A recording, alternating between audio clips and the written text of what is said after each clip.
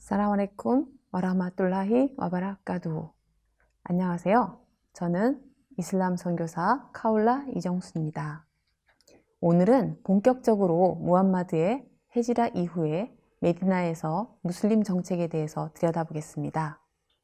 당시 무슬림들은 메디나로 이주 이후 몇 달도 되지 않아 메디나에 완전히 자리 잡게 되었습니다.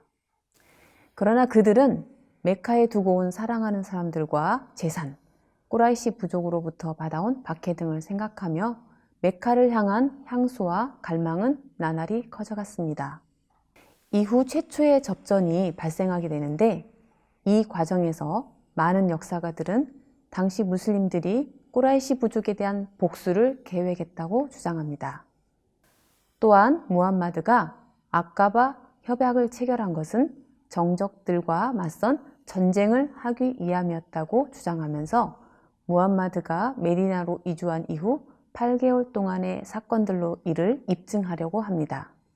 당시 예언자는 삼촌 함자를 메카 출신의 40여 명의 기마병들과 함께 아부자흐리 이끄는 기마병과 교전하게 합니다. 함자가 꾸라이시 병력과 교전에 들어갈 무렵 양측과 우호관계에 있던 마즈디가 개입하여 전쟁의 발발을 막았습니다. 동시에 무함마드는 우바이다를 기마병 60여 명과 함께 히자즈 지방 라비그 계곡에 있는 한 우물에 가서 아부 수피안이 이끄는 200여명의 기마대와 싸우라고 명령합니다. 동시에 무함마드는 우바이다를 기마병 60명과 함께 히자즈 지방 라비그 계곡에 있는 한 우물에 가서 아비 수피안이 이끄는 200여 명의 기마대와 싸우라고 명령합니다. 그러나 무슬림 군대는 적과 싸우지 않고 물러납니다. 또 다른 증거로 메디나로 이주 후 12개월쯤 지나자 예언자는 직접 병력을 이끌고 알-와부아 지역을 습격했습니다.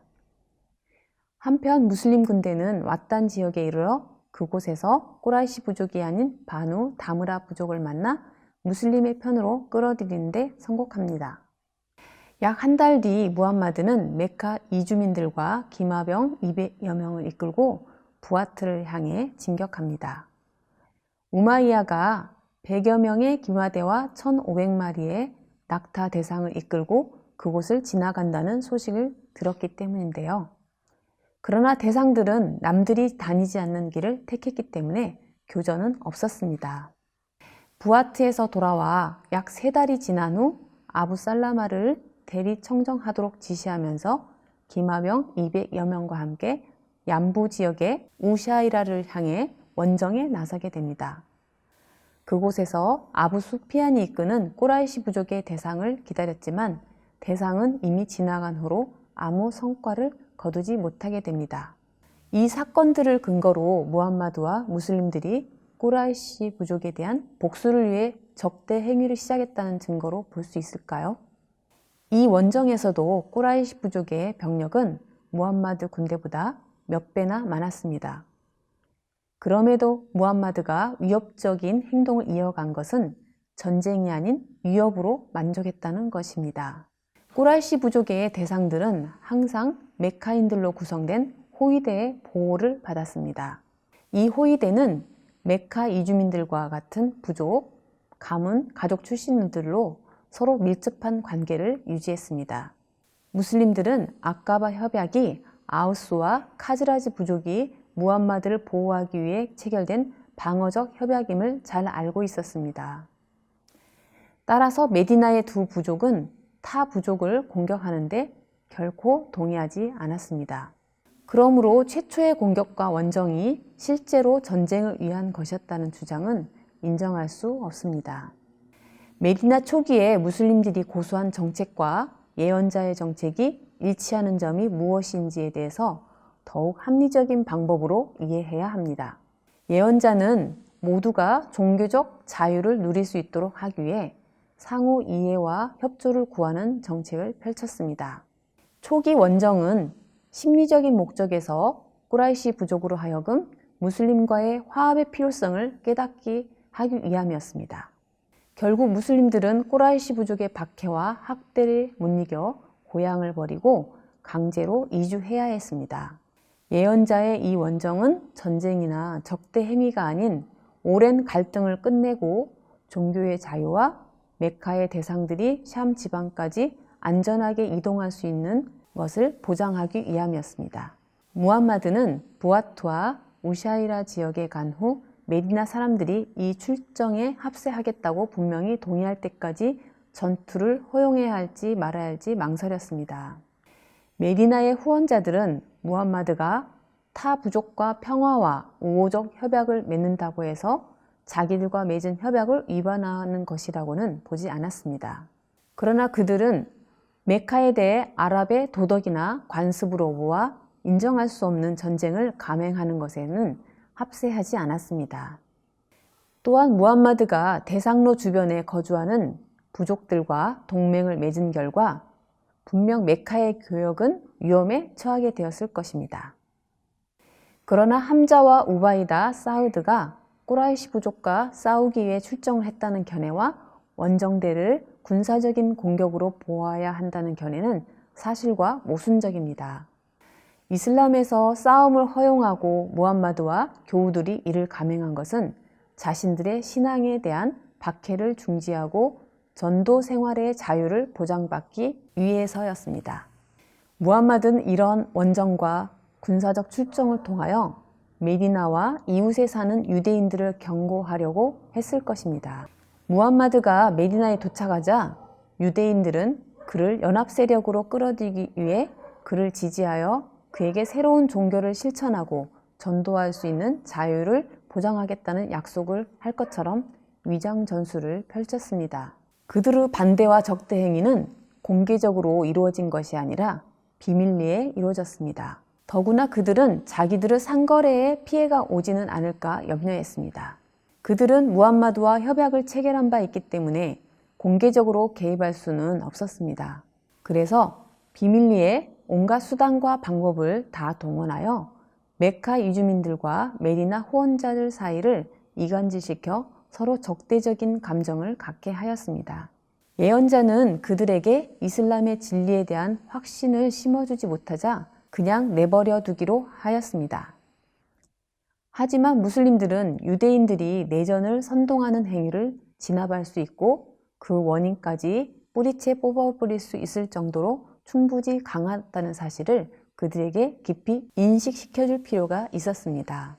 그들에게 이를 깨닫게 해줄 수 있는 가장 좋은 방법은 전투를 벌이거나 군사적 공격을 하지 않는다는 조건으로 방방곡곡에 무슬림 군대를 파견하는 것이었습니다.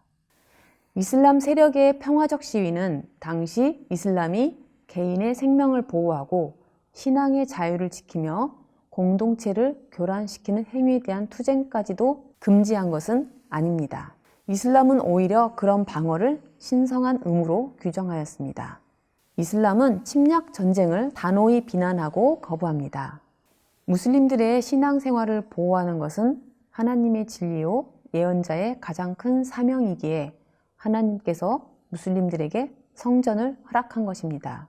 이에 대한 증거는 압둘라의 원정에서 볼 수 있는데요.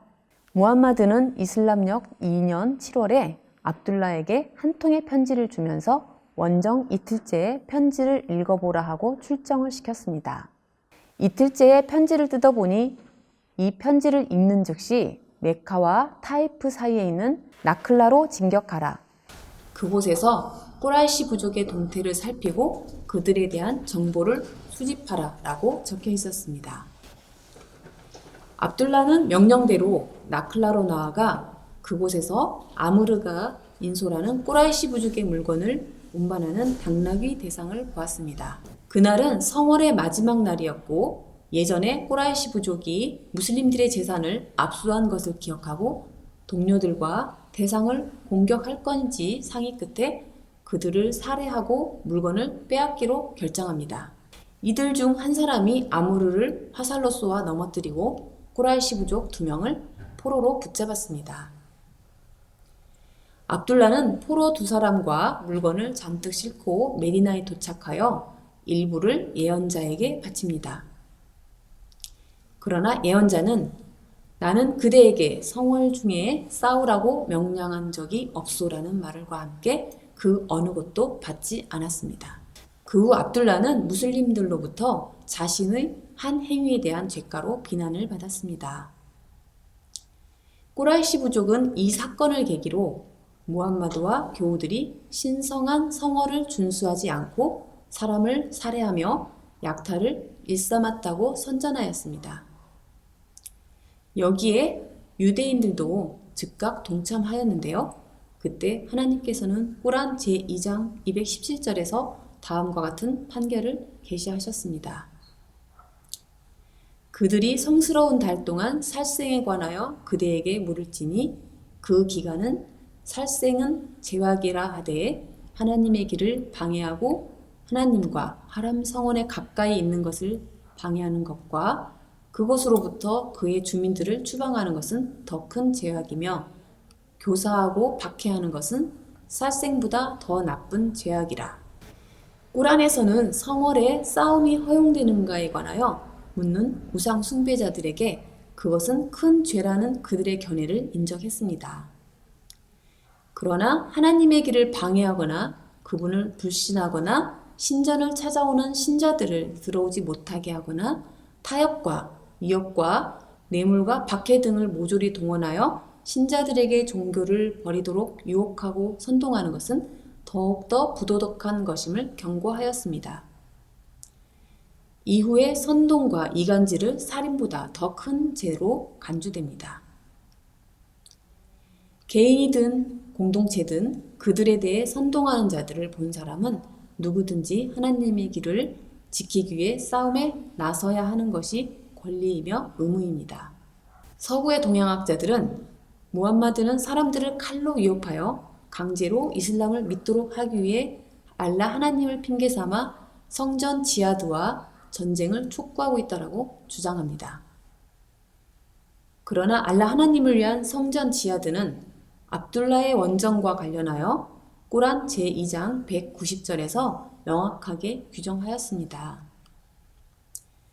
너희에게 도전하는 알라 하나님의 적들에게 도전하되 먼저 공격하지 말라.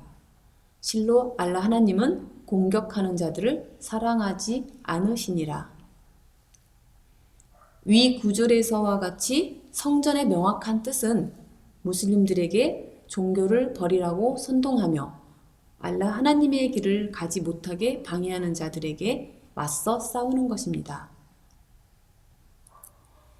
하나님을 위한 종교의 자유를 보장하기 위해서만 성전이 허용된다는 의미입니다. 바로 이것이 무함마드와 교우들이 메디나에서 안전한 조치를 취한 뒤에 보여준 행동이었습니다. 이 압둘라의 원정은 이슬람 정책에 이정표를 마련했습니다.